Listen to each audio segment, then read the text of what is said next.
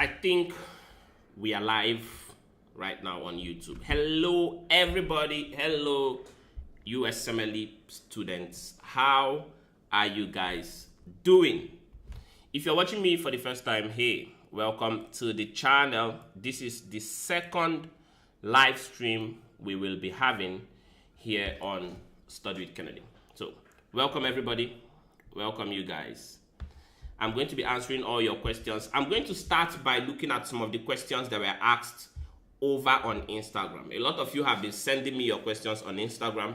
So I'm going to go straight away into answering your questions on Instagram. And then if you have any additional questions, if you have unique questions you would like to ask me, feel free to put your questions in the comment below. You guys, it's actually hot in here. What the heck? Okay, I'm going to try to get some more ventilation. Okay, great. I'm going to start by looking at the questions you guys sent me over on Instagram. For those of you that sent your questions on Instagram, I've been putting them together. And if you have any additional questions you would like me to address or answer related to your USMLEs, then I am available to answer you. Questions related to resources, questions related to USMLE preparation, any question at all, feel free to ask me about them. Before I jump in, one more thing, please leave a thumbs up on the stream. Help YouTube promote our stream. It will be very helpful. And let me know where you are watching me from. Which country are you at? How long have you been preparing for your USMLE? And how is your journey going so far? Let me know in the comments. I would like to speak with you guys. Where are you watching me from?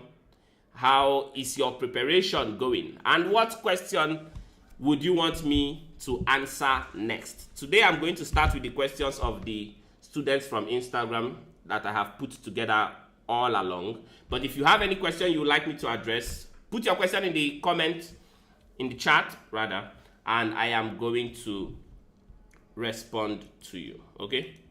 So let's do that. Let's do that.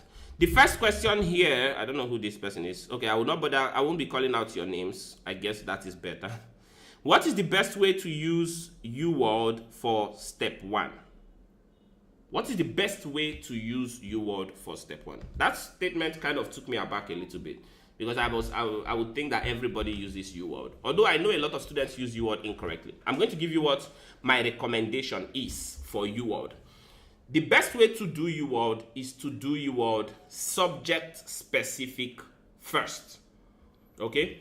If you have just purchased UWorld, there is a temptation to just start doing questions on UWorld. You know, you just start doing questions, put it up, and you get going. But if you're doing UWorld questions, you want to do them subject specific first. So you want to do general pathology. You do UWorld blocks on general pathology. You do UWorld blocks on general pharmacology. You do UWorld blocks on cardio, respiratory, like that. You do this for all the subjects. And then you can do them in mixed fashion. Okay? You do UWorld blocks subject specific first. You master one system. You master one subject. And then you can try to do UWorld in the mixed fashion. That is how I would use UWorld. The other thing you want to consider if you're using, the other thing you'd like to consider if you're using UWorld is, what do we call it? To do UWorld in timed mode. You really want to do UWorld in timed mode, especially those of you that are already expecting your exam in the next few days, maybe. Did I say days? In the next few months. You want to do UWorld in timed mode. I can't speak. Remember that your exam is a timed exam. Right? Your exam is a timed exam. What that means is you need to prepare for the exam the same way it's going to be on the exam day. So if you're doing UWorld, it is much better to do it in timed mode. Do a few questions and then review those questions. That is what I would say about UWorld. Oh, one more thing I almost forgot. You want to do UWorld questions in blocks of 40. You want to do UWorld questions in blocks of 40. Remember, when you do UWorld questions, the goal of your UWorld questions is to prepare you for the exam. Your exam is divided in blocks, right? you want to be able to sit through a block of questions without getting overly exhausted. I have seen situations where I have students that when they do UWorld questions, they do 20 questions, 10 questions. And then I ask them to do a block of 40. And when they get to question 20 and above, they start making a lot of mistakes because they're already exhausted. But on your actual exam, you're going to have 7 blocks. 7-hour-long, multiple block exam. That's what you're going to be doing for the USMLE. So if you're going to prepare for such an exam, you have to at least be able to get through one block of 40 questions. That's what I would say about USMLE UWorld for step 1. That's how you do UWorld. Then someone asked, how many passes of UWorld should you do? Okay. Now, this depends on duration. How much time do you have? If your exam is in a few months, I don't know if you want to set the mind that if I don't do multiple passes of UWorld, I will not pass. You can pass the exam by doing 1 pass of UWorld. At most, some people reset their UWorld 1 time. The first time you do the UWorld, like I said, subject specific, you master the subjects, and then you begin doing it in mixed fashion. When you do it in mixed fashion for a period of time, you want to have scores that are above 65. That's where I would put it, right? Your scores on the UWorld blocks need to be above 65. If you're scoring consistently above 65, you're doing good. When you finish doing your UWorld, you should take a self-assessment. Don't just finish UWorld and then reset it because they told me I have to do it multiple times. No, that's not the way to do it, right? You finish doing your UWorld and then you take a self-assessment to see where you are at. If you're in a good place, you have to remember that the USMLE step 1 is pass or fail. Right? The USMLE step 1 is pass-fail. You're not looking to score a 240 or a 260 or something. If your goal is to pass the exam and move on to the next thing, once you finish your UWorld 1 time and your self-assessment looks good, you should go ahead and take the exam, I would say. Swapnil, hello Swapnil, how are you doing? Swapnil said, sir, my medical foundation is not good. It is terrible. In 6 months, you're planning to give exam. Sir, what will I suggest? What resources should do? You are from India, congratulations. Okay, you're from India, but you're doing your MBBS from Russia.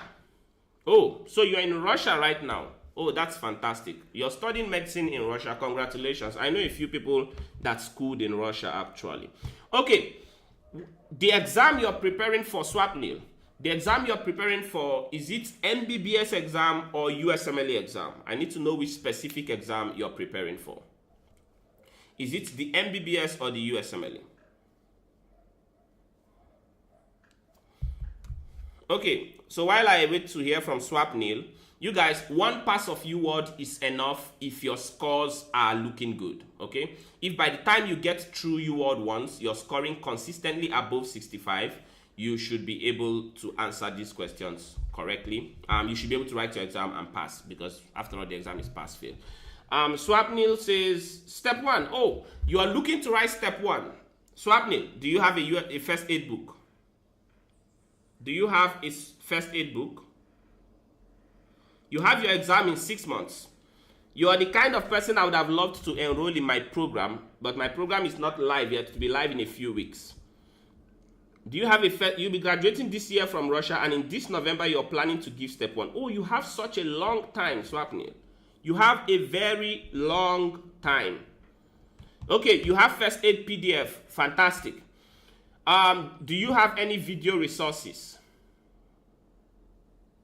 Do you have any video resources? And your foundation is not good. So you're going to need to work on your foundation, on giving you that, establishing that foundational concept. This is what I'm going to tell you, Swapnil.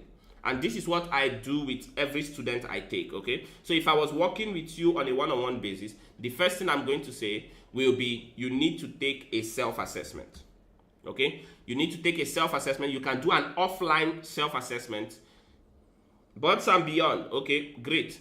You need to take a self-assessment. If you take a self-assessment, the self-assessment is going to show you exactly what your level is, right? Because you're just graduating now. If you're just graduating, what it tells me is that you have just finished school, you're fresh, you know some information. So a self-assessment will easily evaluate your current level And based on that assessment, we can build a schedule for you for how you need to prepare towards the exam in record time. Do you understand that?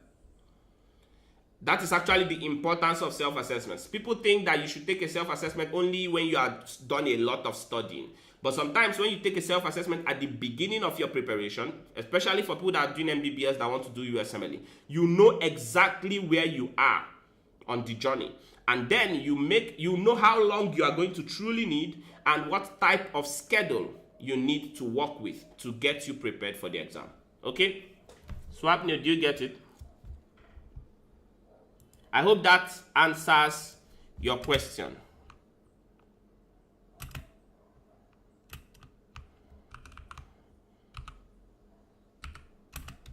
But if you have the first aid, right? If you have the first aid, your first aid is a very good resource. It's very important. You have Birds and Beyond, fantastic. Do you have the UWorld Q Bank? That's the next thing we'll ask. Do you have a Q Bank, Swapnil? Whether UWorld or some other one, which Q Bank do you have? What question bank do you use?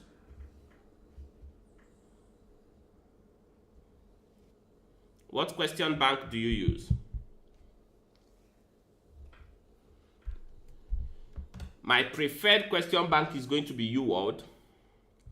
So that is definitely something you should consider. If you don't have any other ones, you can get UWorld. If you've not gotten one already, you can get UWorld, and I think the UWorld is more than enough. Okay? So your first aid, you said you use Birds and Beyond already. So your first aid, Birds and Beyond, UWorld. Those three resources are more than enough. You're going to be tempted to use multiple resources. That is one of the things I teach people against. The temptation to jump from resource to resource. If you have three resources, in your case, you have your first aid, you have your Birds and Beyond. If you get a Q Bank like UWorld, then you have what you need to prepare for the exam. At the end of your preparation, or towards the end of your preparation, you can do MBME self-assessments. That's what you would need at that point. But right now, your first aid, your Birds and Beyond, and a UWorld Q Bank will be more than enough. You have UWorld, but your score is between 25 to 30. Okay, I'm going to tell you what I think the problem is now, right? I told you guys, once you catch me live, I'm going to be your coach for the amount of time that I am live, okay? So your UWorld scores are between 25 and 30. Fantastic. How long have you been doing UWorld for? Let's do a one-on-one coaching for Swapnil right now.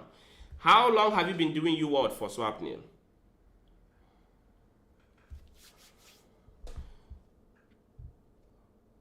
How long have you been doing it for? I'll tell you guys the problem with your scores. Depending on where your scores are, you will have a few problems, and I'm going to highlight them real quick, okay? If your scores are between 25 to 30, like Swapnil has just said here, if you are scoring between 25 to 30, the problem is that you don't have information, right? You did your self-assessment and you got a 23%. Oh, I see. Swapnil, I'm going to give you an offer right now. Because you are live with me now, I'm going to give you an opportunity, okay? I'm going to give you an opportunity. Send me your UWorld self-assessment. Send it to my email. This is if you want, of course. Send your UWorld self-assessment to my email. I'm going to go on a call with you. Okay, you did it like around 1 month. Okay, great. I'm going to go on a call with you, Swapnil. We are going to look at your UWorld self-assessment together, and I'm going to break it down for you and tell you exactly what you need to do to make progress. Okay, 23% means that you don't know the information to start with, and it could be because you haven't, you really don't know it, like you don't have it in your head already, or you have done a lot of studying but you don't know how to use the information at all. Okay, that could also be the case. So we need to know, is it that you don't know the information at all, or is it that you don't know how to use the information? Generally speaking, if someone is scoring between 25 to 30, they don't know the information.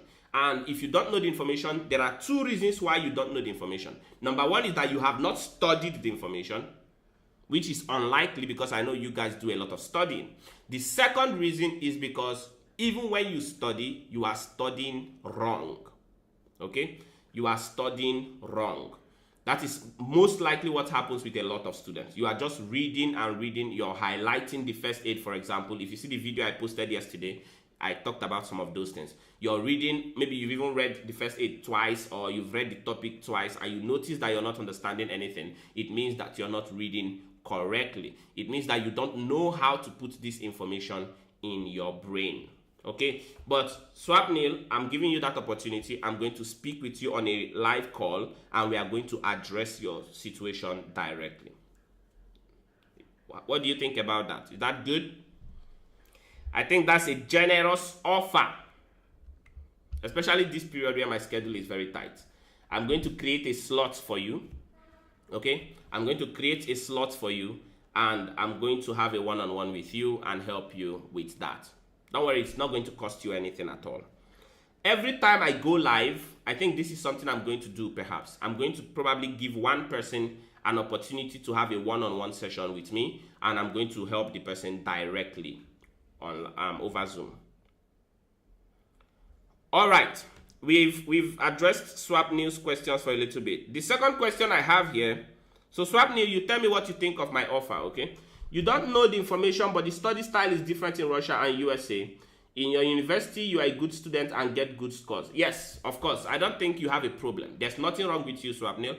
The only thing, there's nothing wrong with you. You are coming from a different system into a new system. You would have to learn and unlearn certain things. You're going to unlearn certain things, and you're going to learn certain things afresh, okay? And that will actually help you going forward. So send me an email. You can send me that result to this email, studywithkennedy@gmail.com. If you send it to me and maybe reach out to me on Instagram or something, we are going to set up a meeting. I will go live with you, and we are going to look at that result and address your unique problem, okay? Address your unique problem. I have seen students that were exactly in your position, and I have seen many of them make enormous progress. So it will be good if we can get you on your way. And every time I am live, one person is going to have a chance to get a one-on-one or a one-on-one session with me in person. So if you're watching me, leave a comment so I know you are there, and you stand a chance to get a one-on-one session. This coaching session costs people a lot, so it will be very good if you can get it for free just for being live, where you can ask your questions, of course, to start with. Okay, the other question we have here is, how do I improve my MBME and UWorld self-assessment scores? What do low scores mean, and how do I analyze my mistakes? Wow, that's a rich question. How do I improve my MBME and UWorld self-assessment scores? What do low scores mean, and how do I analyze mistakes? Okay. Yes, Swapnil, I think I received your email. So we are going to schedule a call, okay? I'm going to ask my assistant to set up a call. We are going to go on a call together sometime before the week runs out, okay? Sometime before the week runs out. Okay. We are going to help you. You'll be very fine. You'll be happy with yourself that you got this chance. Okay, someone said, how do you improve your MBME scores? Your UWorld self-assessment scores. What do low scores mean? And how to analyze mistakes. Okay, so this is kind of like what Swapnil was talking about just now. I made a video, you guys, on how to interpret your MBME scores and fix the places where you have problem and improve quickly. Okay? Again, when you have poor MBME scores, it's because of a number of reasons. The first reason is because you don't know the information. I think I made a post on Instagram. I'm going to find all of those things. I'm probably going to pin that post. If you're scoring between less than 30, you probably don't know the information. Okay? You probably don't know the information, or you know the information, but you don't know what to do with the information. You don't know how to apply the information. So it's a double situation. Some people have both problems. They don't. You are welcome, Swapnil. If you have any other questions, feel free to ask them. You don't know the information, and you don't know how to answer questions. If you're scoring below 30, this is usually where the problem is. Now, for those of you that are scoring 30 to 50, between 30 and 50, you know some information, but you don't know how to use the information you know. If your scores are between 30 to 50, you know the information, but you don't know how to answer questions. Because if you know enough information to score between 30 to 50, once you learn how to answer questions properly, you will start scoring above a 50, 55, 60. And I know this because I've had a student. I had a student some time back, and I had a student towards the end of last year, 2024. This student used to score in the 30s, sometimes below 30. But after we had some conversation, I said, okay, we need to go through the test-taking mastery course. I took him through test-taking mastery course, and then he learned how to interpret vignettes better. His scores jumped to over 50. And before you knew it, he was actually scoring in the 60s. The day he scored, I think he scored a 68 or something of that nature. He was so happy, right? So, you guys, if you are scoring less than 30, you don't know the information. And in addition to that, you don't know how to answer questions. If you're scoring between 30 and 50, you probably know some information, but you don't know how to apply them properly. When you get more comfortable with your application, you will start scoring in your 50s. Now, if you're scoring between 50 and 60 regularly, it means that you know enough information to score in your 50s and 60s, but again, you need to improve your test-taking strategies. You need to improve your test-taking strategy. Okay? You guys, remember, you can still leave your questions in the comments. Some of you are going to be watching this video after the live is done. If you're watching this video after the live is done, feel free to still leave your questions in the comments. I'm going to compile your questions, and on the next live sessions, I'm going to be answering all your questions just like I'm answering these ones. Or you can send me your questions on Instagram. I will put them together just like all these students have sent me their questions, and I'm going to answer all those questions as well. Okay? So the way to improve your MBM is, first of all, you need to learn how to answer questions, especially, in fact, everybody needs to learn how to answer questions. And then you need to improve your knowledge. You need to improve your knowledge. You can improve your knowledge by studying better. I'm going to teach you guys one way to study. It is something called anatomical integration. Okay? I'm going to teach you guys anatomical integration right now. Look at your hands. Okay? You're preparing for the USMLE. Look at your hands. When you look at your hands, what do you see? This is a very simple question, an exercise I give to my students. What do you see on your hands? Some of you are going to say, oh, my hand is very pretty. I see a beautiful hand. I see some lines. Some people are going to say, this line means I'm going to have 5 children and 7 grandchildren. I don't know, all of those weird stuff. But you are a doctor. You are a medical student. When you look at your hand, you should be able to see differential diagnosis. I want you to look at your hand and see differential diagnosis. For example, when you look at your distal interphalangeal joint over here, you should think to yourself, wait a second, this is the joint that is involved in osteoarthritis. Your distal interphalangeal joint and your proximal interphalangeal joint. Those are the joints that are affected in osteoarthritis. Your proximal interphalangeal joint and your metacarpophalangeal joint. Those are the joints that are involved in rheumatoid arthritis. You remember all of those things. Then you go, wait a second. What if there are some nodules on the nail beds, painful nodules on the fingernails? You remember Osler's nodes, infective endocarditis. You're just looking at your hand. There could also be streaks, Genway lesions that are painless, Genway lesions. When I look at the palm of my hand, I remember that within the palm of my hand, there is a palmar aponeurosis. You would remember that. There is a palmar aponeurosis. Oh, what if there's a condition? What is that condition that causes thickening of the palmar aponeurosis? Hand contractures. I hope you remember hand contractures. When you have thickening of your palmar aponeurosis, that is seen in type 6 collagen defect we call Bethlehem myopathy, right? Oh, that is that. When I come to my wrist over here, oh, the flexor retinaculum is right here, and the median nerve goes underneath it. If something happens here, there may be compression of the median nerve, carpal tunnel syndrome. I am not studying. I am not trying to memorize anything. I'm not doing flashcards. I'm not reading the first aid. I'm looking at my body, and I'm trying to identify differential diagnosis. This is what the kind of exercise you want to do that will engage your brain and get your brain thinking and functioning way better than you expect. That is one. That is anatomical integration. A lot of times when you guys see vignette, when you see a vignette, a lot of you try to remember what you have studied. You think to yourself, oh, what have I studied? But they don't need you to think, what have I studied? Anatomical integration teaches you to look for the organ in that part of the body and ask yourself, what diseases affect this organ? For example, if I tell you that a 25-year-old man presents with right upper quadrant pain, imagine you're giving that on a vignette. 25-year-old man presents with right upper quadrant pain. Some of you are trying to remember what right upper quadrant pain is. But what are you supposed to do? You just look at your right upper quadrant and you ask yourself, what organs are in the right upper quadrant? Quickly, you can tell me your liver, your gallbladder, for example. So, if a 25-year-old man presents with right upper quadrant pain, what's the most likely diagnosis? Maybe he has a hepatitis. Oh, maybe he has a cholecystitis.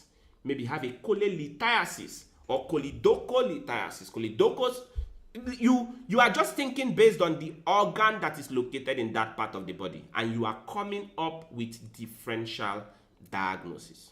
This is what we mean when we say anatomical integration. This is one of the ways you can study effectively. So when you are studying and you're reading about diseases, you're not just memorizing the disease, you are looking at the organ systems that can be affected in those disease conditions. That is what you're trying to learn. If you're studying about hemochromatosis, for example, you're not memorizing hemochromatosis. You are thinking to yourself, so hemochromatosis affects the liver, the heart, the pancreas, the skin, the joint. Oh, so if I give you a patient with hyperglycemia, and joint pain, and I ask you what's the most likely diagnosis, some of you are thinking to yourself, how do you know a diagnosis if someone just has hyperglycemia and joint pain? But yes, you do. Hyperglycemia and joint pain. Think of it, all the differentials you know. You immediately go, oh, that must be hemochromatosis. Because when you study hemochromatosis, you're thinking in terms of organs that are involved. This is what you want to be doing when you study. And that is only one way to study, anatomical integration. Okay? That will help you improve your performance. Engage your brain. Someone said, how should I balance first aid, UWorld, and Patoma? What's the best study order? Oh, how should I balance first aid, UWorld, and Patoma? What's the best study order? I'm guessing these are the three resources this person uses. First aid, UWorld, and Patoma. Okay, Patoma is a learning resource. Okay, Patoma is a learning resource. You should use, it depends on how much time you have. Okay, if you have a lot of time, you can watch Patoma and then read first aid. But what I tell my students to do usually is you watch the Patoma videos side by side with your first aid. You watch the Patoma videos side by side with your first aid. So if you're watching something on, I don't know, cardiovascular pathology, for example, and you're looking at evolution of MI, your first aid is open to cardio. You hear what Patoma says, you look at what Patoma says, and you see how the first aid summarizes that information. Okay? You hear what Patoma says, and you look at the first aid and you see how the first aid summarizes that information. Or you see what your boards and beyond said, and you look at the first aid to see how your first aid summarizes that information. Now, there are students that watch the video, they finish watching the video, then they go sit down and start reading the first aid. If you have all the time in the world, maybe that's not a bad idea, but it's probably more efficient and more effective to do both simultaneously. And if your first aid is hard copy, or even if it's soft copy, as you're studying your Patoma with the first aid, if there is something Patoma said that was not in your first aid, you can annotate your first aid. This way it is easier to annotate. You can annotate your first aid, and by the time you're done, your first aid becomes one book that contains all the information you need for the exam. And by the time you're at the end of your preparation, you can just pick up your first aid and it has everything you need, if that makes sense, right? So you use your first aid side by side your video resource. That is how you balance it out. Use your first aid side by side your video resource. Annotate your first aid with whatever is in your video resource that is important that may not have been stated in your first aid. You write it down. By the time you're done, you have this first aid that has everything inside of it, and you don't need any other resource. I have a first aid that was back in 2015, a 2015 version of the first aid. That book contains everything you can need to pass the USMLE. After I finished with the book, I actually gave it to one of my students at the time, and it was priceless, right?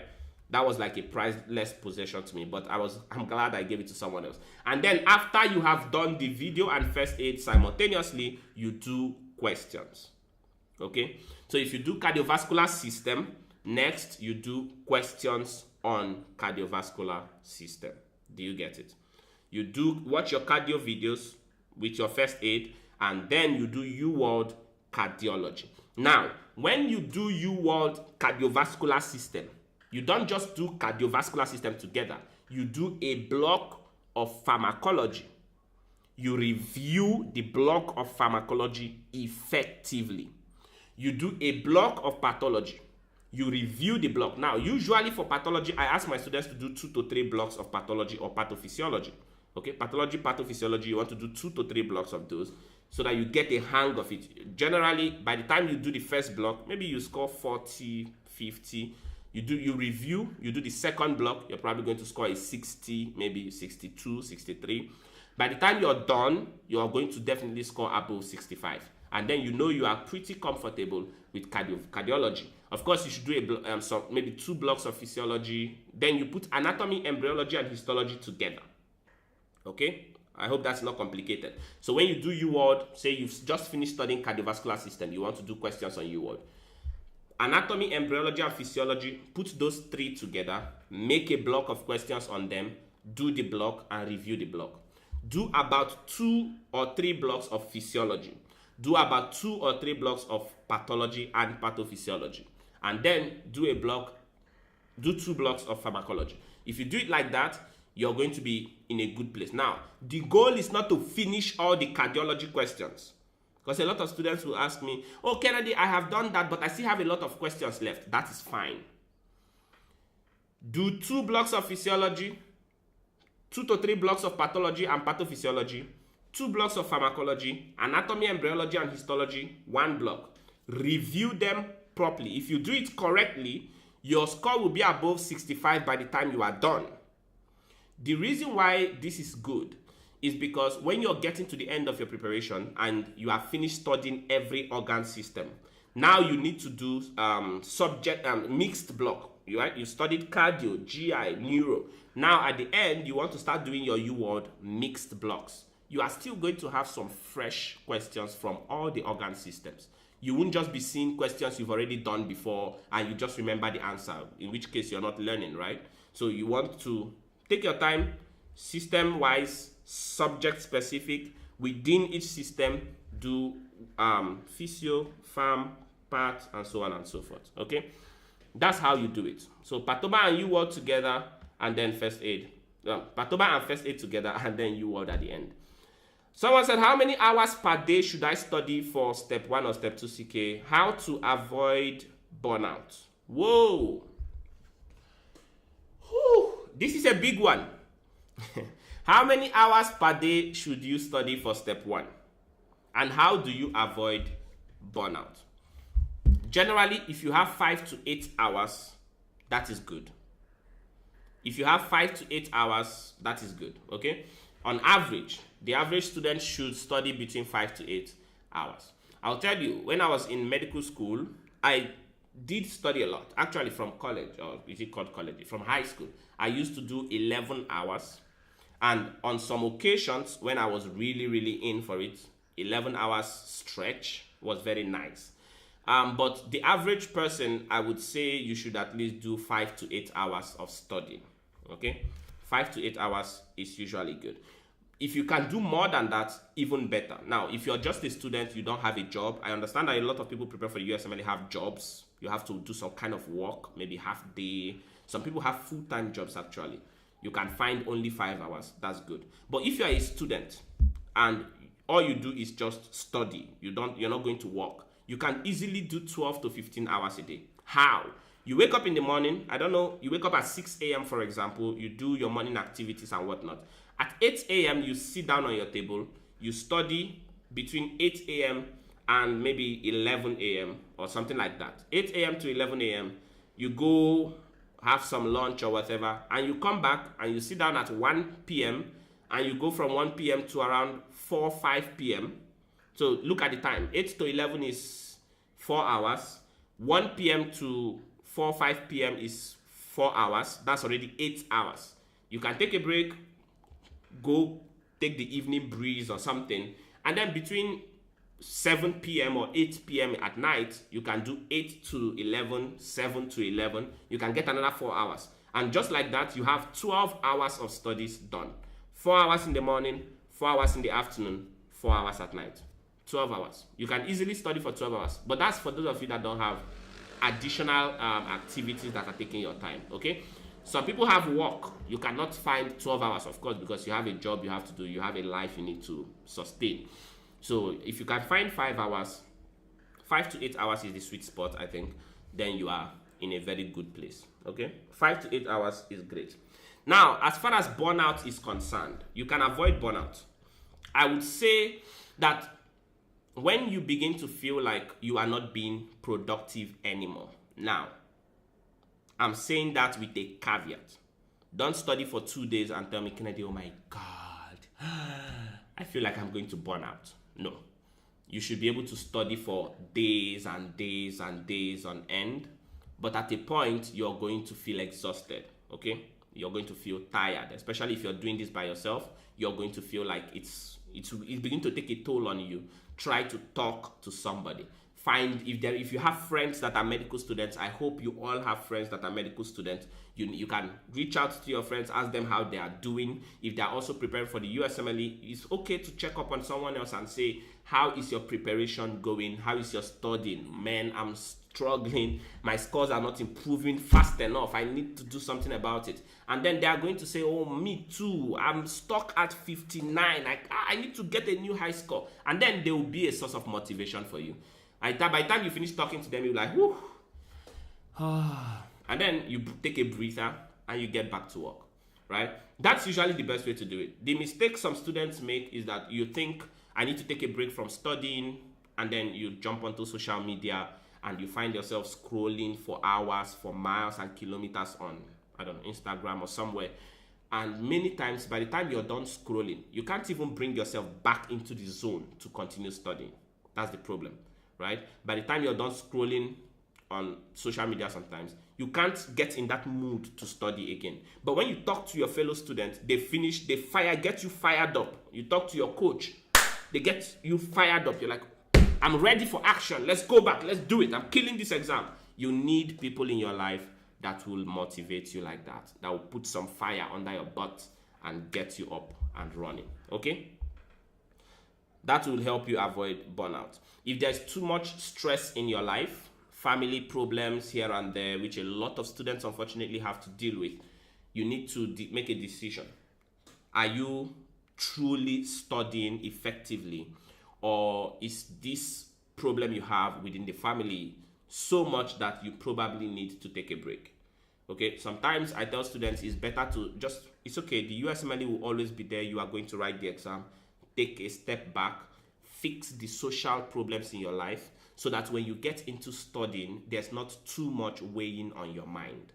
I have spoken to students where I'm trying to see what the problem with their academics is. A student is constantly scoring poorly. I had this girl that used to be in my class, and she was performing poorly. I would have multiple sessions with her. I would try to encourage her, okay, I think this is what you should try this approach, and nothing was working. Only a few weeks down the line, while we're on that call, she broke down into tears. I guess she just couldn't keep it anymore. Apparently, every time I have told her to go try something, to go do something, she has not been able to do it because she was dealing with a problem in the family. And I had to say, okay, you know what? Take the time off, stop studying, just let it be. Fix this thing that is weighing so heavily on your mind and then get back into studying. You want to have as much concentration as possible. You want to have as much freedom in your mind as possible, that when you are studying, there's not a lot of competing thoughts in your mind. Okay? So that is important.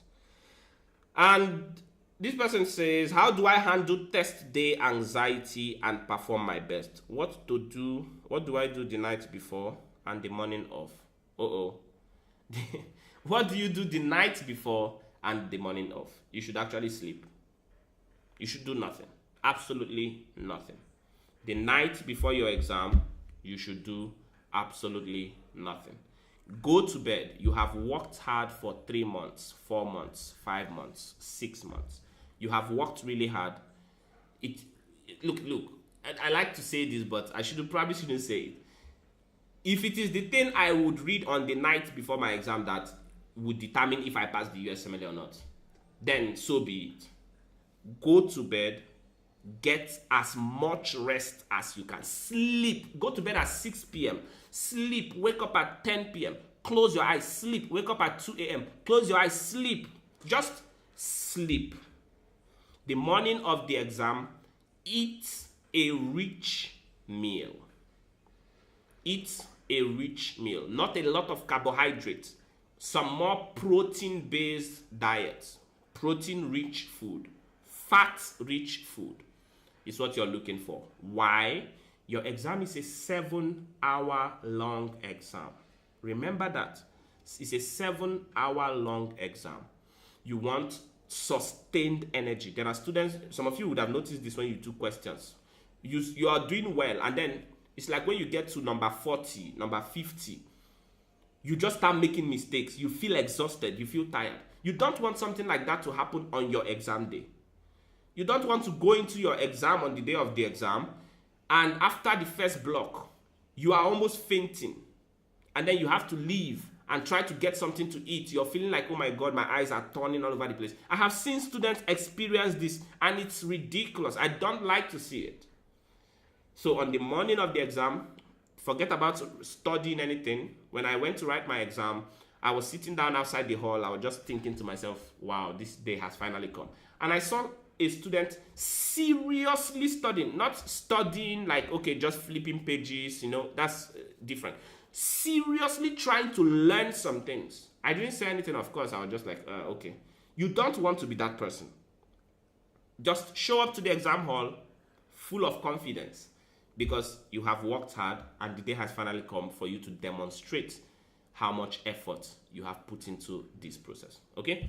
That is what you should do. The night before, you should sleep. The morning of the exam, you should eat good food. I mean, rich food that would carry you for a good path. And of course, you should take some snacks, some protein bars. There was this drink I took when I was going for my exam. I don't even remember the name of it. But it was a very rich protein shake kind of drink. It's not quite protein shake, but it's like something similar to that. Because I knew, okay, it's going to give me energy. But at the same time, you don't want to overdo it on the drinks, right? If you drink too much stuff, you're going to need to use the bathroom, and then you'll be getting up in the exam hall. You're just going to look ridiculous. You have very good knowledge, sir. The way you were explaining the hand and upper abdomen, it gave you vibes of Dr. House. Oh, that's interesting. A little bit of flattery, but thank you very much. Thank you very much. I have spent years, Swapnil, I've spent years refining my skill, I guess you can say. I've been teaching students for years now. And so maybe that is where that is coming from. But that's what you're looking for. That's what you're looking for, right? You want to become so knowledgeable in this thing. You guys, before I leave you, remember that at the end of the day, right? At the end of the day, you are going to become a doctor. And this is my closing for this video. I'm probably going to say this in every live we have at the end of it. You are going to become a doctor. You are training to become a doctor. You are training to become a god. People are not comfortable when I say they are training to become a god. But that is the reality. People are going to give you their family member to take care of. Somebody is going to give you his mother to take care of. And whatever you say most of the time is what these patients are going to be doing. If you recommend that they take X medication, they are going to take it. If you recommend they take X and Y and Z, they will take it. And if your recommendation is wrong, it doesn't matter. The patient is going to be harmed. You have to always have that consciousness. And that should be your greatest motivation. That was my greatest motivation in medical school. The only thing I thought about in medical school is, Kennedy, one day you're probably going to have a patient's life in your hands. On that day, you need to be the best human being possible to help that patient. You don't want to lose the patient because you did not do all that there was to be done. Not your best. You can do your best, but unfortunately, your best is not good enough. If you know only this little, even though you do your best, you can only offer only this little. But if you know this much, when you do your best, you would be offering this much. If you know this much, when you do your best, you'll be offering even more. So the reason why we ask you to work as hard as we do is not just because we want you to try. No, it's because at the end of the day, when you say, I did my best, we did our best, it should be that hopefully your best was all that could be done. If that is the case, then indeed you have fulfilled the calling of being a physician. Okay? And on that note, I'm going to leave you guys now. I have to run, but I hope you do well on your exams. I hope you do well with your studying. Look around the page. You're going to find when the next live will be going up. We'll put that up very soon, so you know when the next live is going on. You can click to turn on notifications so you can make sure you catch me live. Prepare all the questions you have so that you can ask me when I'm live, or put your questions in the comments. I will go through the comments and I will compile them. I'll put them together. We will deal with all those questions in the next live, or I might just respond directly to you. Okay, if you're new here, please subscribe to the channel. We are trying to grow. I need to run to 10,000 subscribers. So subscribe to the channel. Send me a message if you have something very urgent. Send a message to studywithkennedy@gmail.com, and I'll catch you on the next stream. Okay, bye-bye. Thank you, Swapnil. Swapnil, have a good one. Okay, all the best. Bye, guys.